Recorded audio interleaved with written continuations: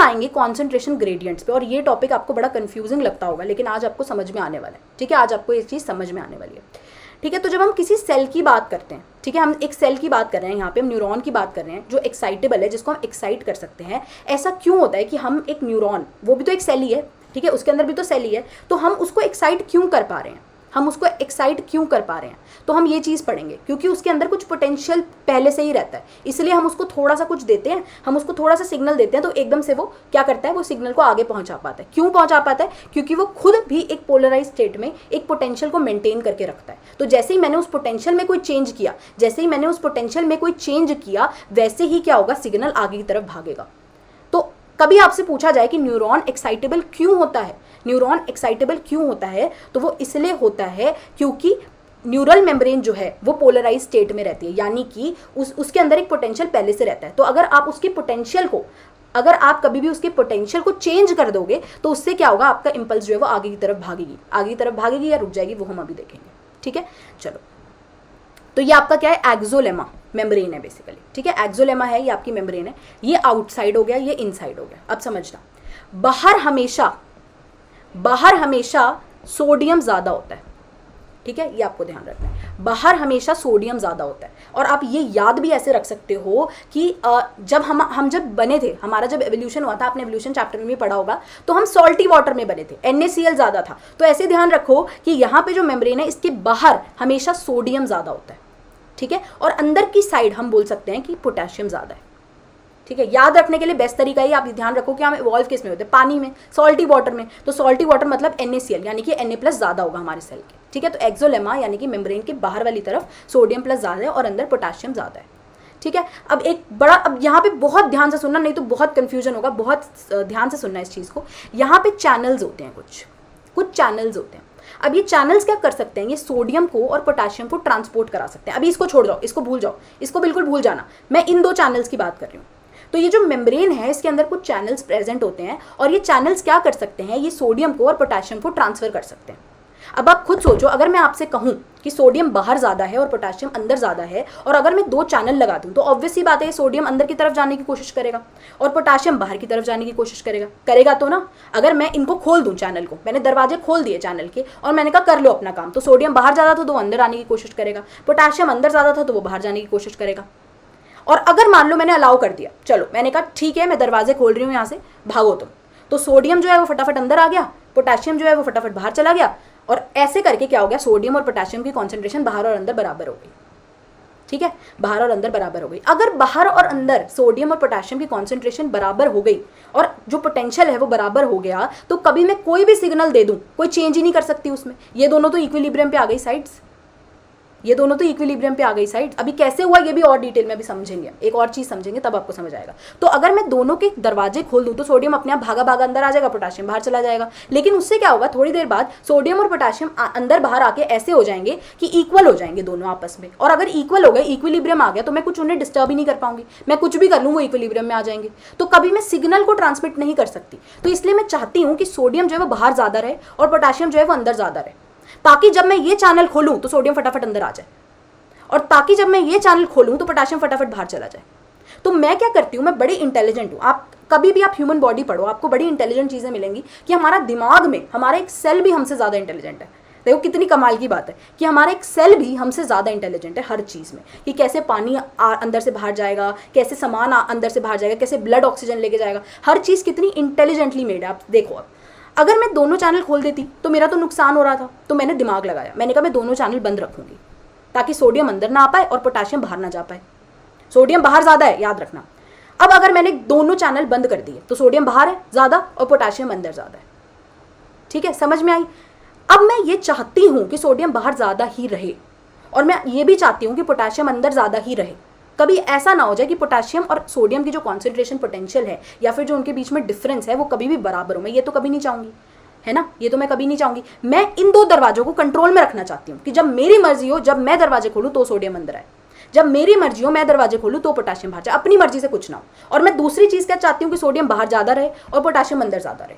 तो मेरे दो यहाँ पे ऑब्जेक्टिव है दिमाग में क्लियर, कि गेट जो है वो मेरे कंट्रोल में रहने चाहिए और सोडियम और पोटेशियम की कॉन्सेंट्रेशन जो है वो बाहर सोडियम ज़्यादा रहे और पोटेशियम अंदर ज़्यादा रहे। तो मैं चाहती हूँ कि सोडियम बाहर ज़्यादा रहे और पोटेशियम अंदर। तो इसके लिए मैं क्या कर सकती हूँ, मैंने एक पंप लगाया, मैंने एक पंप लगा दिया यहाँ पे, ठीक है, और वो पंप क्या कर रहा था, वो एक्टिवली एटीपी को यूज करके, एनर्जी को यूज करके सोडियम को बाहर फेंक रहा था।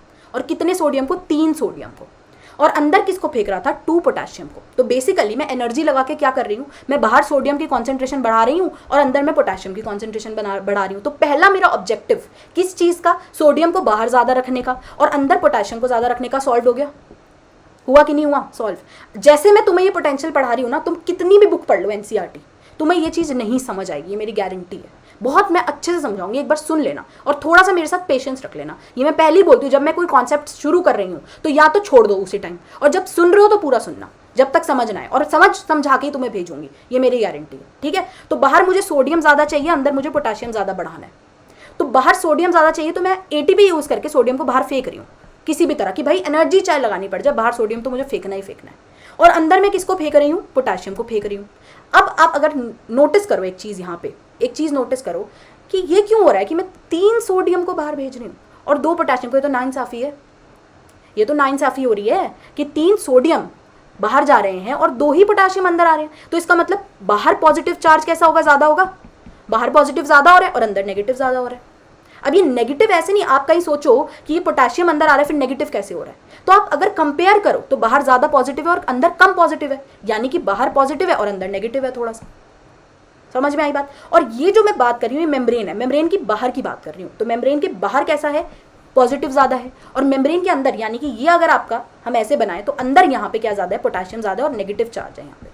दूसरी चीज़, नेगेटिव चार्ज यहाँ पे क्यों आता है, क्योंकि यहाँ पे नेगेटिवली चार्ज प्रोटीन्स भी प्रेजेंट होते हैं, और हम नेगेटिवली चार्ज प्रोटीन्स को कभी बाहर नहीं भेज सकते, वो अंदर ही प्रेजेंट होते हैं। तो अगर मोटा मोटा बात की जाए तो अंदर की तरफ नेगेटिव चार्ज होता है और बाहर की तरफ पॉजिटिव होता है, एज कंपेयर टू दिस, है ना, एज कंपेयर टू दिस। तो नेगेटिव चार्ज किसकी वजह से आया, एक तो इस वजह से क्योंकि हमने सोडियम तो बाहर ज़्यादा फेंक दिए, पॉजिटिव चार्ज फेंका ज़्यादा है बाहर, अंदर लिया कम है, और नेगेटिवली चार्ज प्रोटीन भी यहाँ प्रेजेंट है। तो अंदर की जो मेम्ब्रेन के अंदर वाली चीज़ है ये सारी नेगेटिव रहती है। तो अगर आप नॉर्मल की बात करो, नॉर्मल कंडीशन की, जब मैंने कोई इंपल्स नहीं दी, जब ये वाला गेट भी बंद है, जब ये वाला गेट भी बंद है, तो नॉर्मली भी अंदर नेगेटिव रह रहा है, अंदर एक पोटेंशियल बना हुआ है जो नेगेटिव है। समझ में आई कि नेगेटिव क्यों है अंदर का पोटेंशियल, इसलिए है क्योंकि मैं जबरदस्ती बाहर ज़्यादा पॉजिटिव चार्ज फेंक रही हूँ और अंदर में कम ले रही हूँ पॉजिटिव चार्ज। दूसरा फैक्टर, यहाँ पे नेगेटिवली चार्ज प्रोटीन है, तो इसलिए अंदर जो है यहाँ पे नेगेटिव बना हुआ है, नेगेटिव सा एटमॉस्फेयर बना हुआ है यहाँ, और बाहर पॉजिटिव सा एटमॉस्फेयर बना हुआ है। ठीक है, समझ में आई बात। इसका मतलब नेगेटिव है तो यहाँ पे एक पोटेंशियल बना हुआ है, कुछ पोटेंशियल बना हुआ है, अब हम वो देखेंगे। तो सबसे पहले स्टेप हम समझते हैं रेस्टिंग पोटेंशियल। रेस्टिंग पोटेंशियल का मतलब है कि बाहर पॉजिटिव ज़्यादा है और अंदर नेगेटिव ज़्यादा है, और नेगेटिव ज़्यादा है तो हम बोलते हैं ये -60 to -75 मिली वोल्ट है।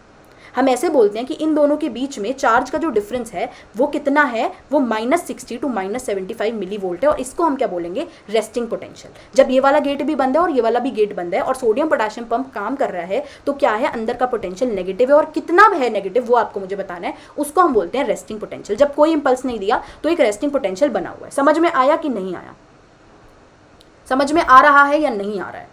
ठीक है, नेगेटिव क्यों रखा हमने, अभी आपको समझ आएगा क्यों नेगेटिव रखा, आपको समझ आएगा नेगेटिव क्यों रखा, आपको थोड़ी देर में समझ आने वाला। ठीक है, अब क्या हुआ, अब मैंने क्या किया, मुझे क्या करना है, मुझे अब इस नर्व फाइबर से, अब मुझे यहाँ से क्या करना है, इम्पल्स को आगे भेजना है। तो मैं क्या कर सकती हूँ, अब मैं क्या कर सकती हूँ, तो मैं क्या करती हूँ, मैं ये वोल्टेज गेटेड चैनल खोल देती हूँ। मैं क्या करती हूँ, ये VGC का मतलब है वोल्टेज गेटेड चैनल। मैंने ये चैनल खोल दिया, मैंने ये दरवाजे खोल दिए। जैसे ही मैंने दरवाजे खोले तो मैंने पहले से ही सोडियम बाहर फेंका हुआ था ज़्यादा, मैंने तो ज़्यादा सोडियम फेंका हुआ था, सोडियम को मज़े आ गए, सोडियम को मज़े हो गए, सोडियम फटाफट भागा भागा अंदर आ गया, सोडियम फटाफट भागा भागा अंदर आ गया। अब आप सोचो, दिमाग लगाओ, अंदर पहले कितना था भाई, बहुत सारे बच्चों ने बोला अंदर पहले कितना था भाई, वो VCG का मतलब वोल्टेज गेटेड चैनल है। ठीक है, तो अंदर पहले था -60 to 75 मिली वोल्ट। ठीक है, माइनस। अब जैसे ही सोडियम बाहर से अंदर आया तो ये कैसा हो जाना चाहिए, पॉजिटिव हो जाना चाहिए, ये पॉजिटिव हो जाना चाहिए, होना चाहिए या नहीं। अब एक ग्राफ देखते हैं, देखो ये रेस्टिंग पोटेंशियल है, -70 मिली वोल्ट यहाँ लिखा हुआ है, रेस्टिंग पोटेंशियल है।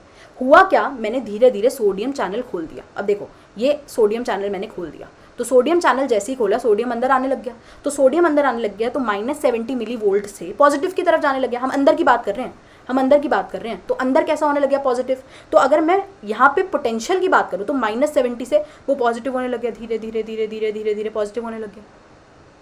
हुआ कि नहीं हुआ?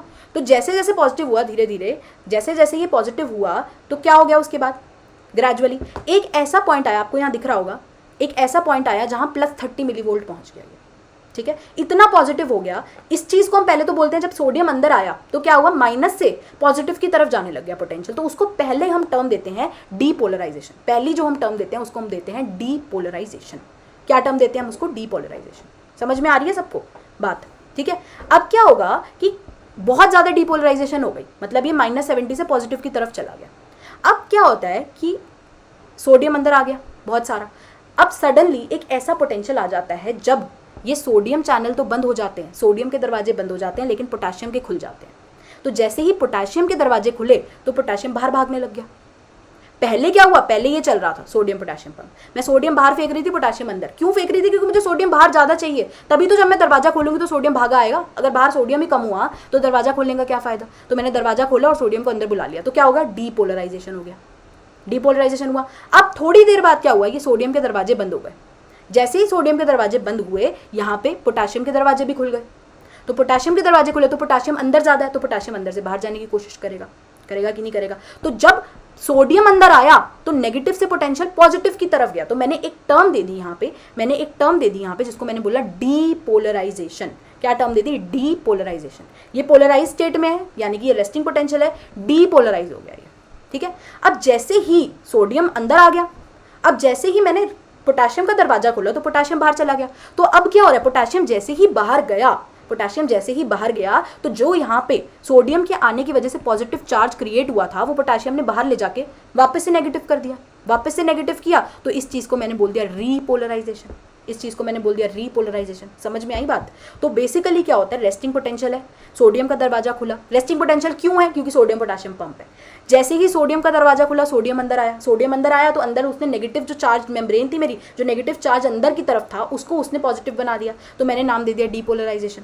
अब जैसे ही सोडियम का दरवाजा बंद हो गया, पोटेशियम का दरवाजा खुल गया यहाँ पे, तो पोटेशियम बाहर चला गया। पोटेशियम जैसे ही बाहर गया उसने फिर से नेगेटिव करनी शुरू कर दी मेम्ब्रेन, तो नेगेटिव करनी शुरू कर दी तो फिर से क्या आ गई, मेरी रेस्टिंग स्टेट आ गई धीरे धीरे करके, और रीपोलराइजेशन मैंने इसको टर्म दे दी।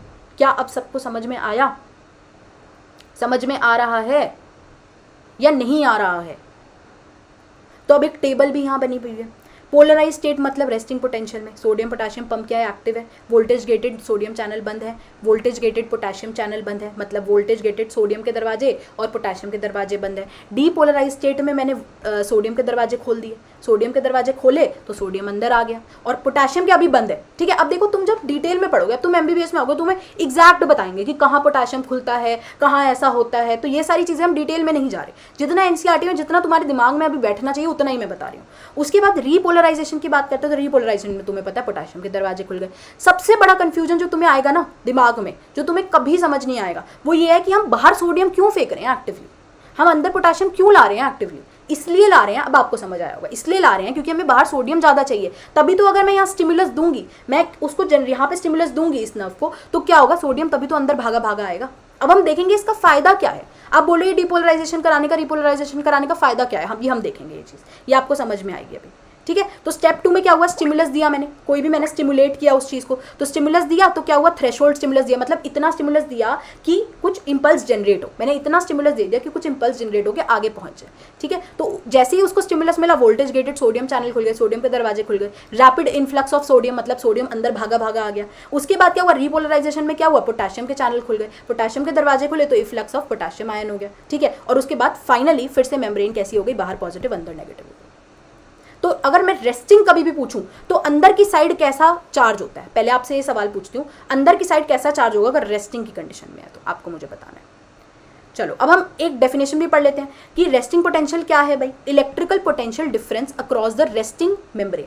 तो रेस्टिंग मेम्ब्रेन के अक्रॉस जो पोटेंशियल डिफरेंस है उसको हम बोल देते हैं रेस्टिंग पोटेंशियल। कि अगर रेस्ट पे है, कोई स्टिमुलस नहीं दे रहे, तो पोटेंशियल क्या आएगा, वो हम बोल देते हैं रेस्टिंग पोटेंशियल, ठीक है।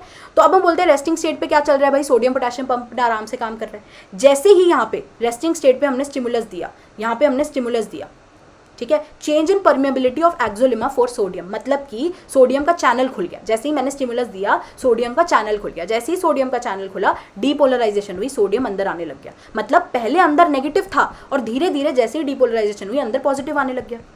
अंदर पॉजिटिव आने लग गया।